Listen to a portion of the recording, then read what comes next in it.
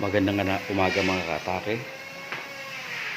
Tayo po ay kasalukuyang binigyan ng pagkakataong makapasok dito at makapag-documents dito sa bahay na kung saan nilitis si Andres Bonifacio, ang supremo ng Katipunan.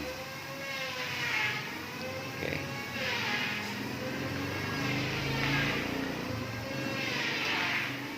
We are the children of the nation, took on the challenge of establishing a free nation, the first in Asia.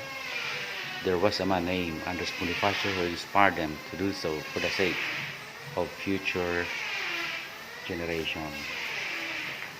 So, dito po tayo sa Museo ng Paglilitis kay Andres Bonifacio.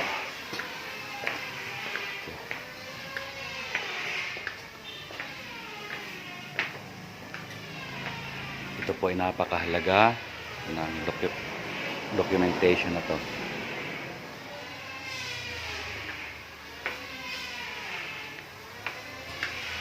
KKK.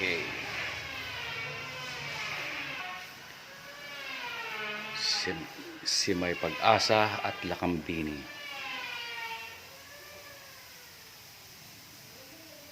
Ito yung panligaw niya kay Oryang.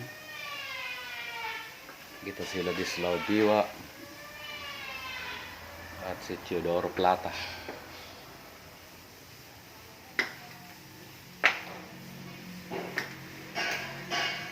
Ang Cavite bilang puok ng liberalismo.